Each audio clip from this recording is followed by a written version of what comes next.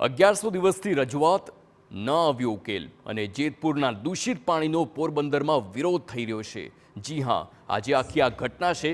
Jetpur dying ઉદ્યોગનું કેમિકલયુક્ત પાણી દરિયામાં ઠાલવવાના પ્રોજેક્ટને લઈને પોરબંદરમાં આક્રોશ રેલી યોજવામાં આવી। જેતપુરના ઉદ્યોગના પ્રદૂષિત પાણીને દરિયામાં ઠાલવવાના પ્રોજેક્ટને પોરબંદરની જનતાએ અનોખી રીતે અંતિમ યાત્રા સાથે મહારેલી યોજી વિરોધ નોંધાવ્યો છે। મહારેલીમાં મોટી સંખ્યામાં લોકો પણ જોડાયા હતા।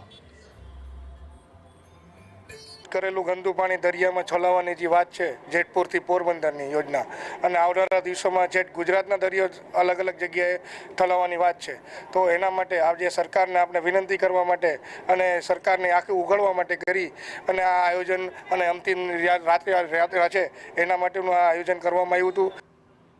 તો જેતપુરના ઉદ્યોગોના કેમિકલયુક્ત પાણીને શુદ્ધ કરેલું ગંદુ પાણી 3 પાઇપલાઇન મારફતે દરિયામાં ઠાલવવાના પ્રોજેક્ટનો પોરબંદર બોટ એસોસિએશન દ્વારા 1100 દિવસથી વિરોધ કરવામાં આવ્યો અને દરિયામાં દૂષિત પાણીને છોડવાના ગુજરાત સરકારના ડીપીસી પાઇપલાઇન પ્રોજેક્ટને રદ કરવા અનેક સ્થળો પર લેખિત અને મૌખિક રજૂઆત પણ કરી છે। મુખ્યપ્રધાનને પણ રૂબરૂ રજૂઆત કર્યા છતાં સરકારની આંખ ન ખુલતા આખરે આજે માછીમારો અને પોરબંદરની જનતા હજારોની સંખ્યામાં એકઠી થઈ અને વિરોધ નોંધાવ્યો।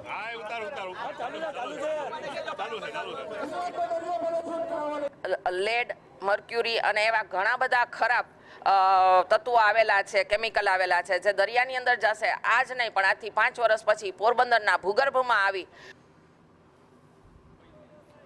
તો દૂષિત પાણીને ન ઠાલવવા માટે આ રજૂઆત છે। પોરબંદરના દરિયામાં જે પ્રમાણે આ ડાઇંગ મિલનું પાણી છે તે ન ઠાલવવું જોઈએ તેને લઈને જ 1100 દિવસની રજૂઆત અને આજે વિરોધ।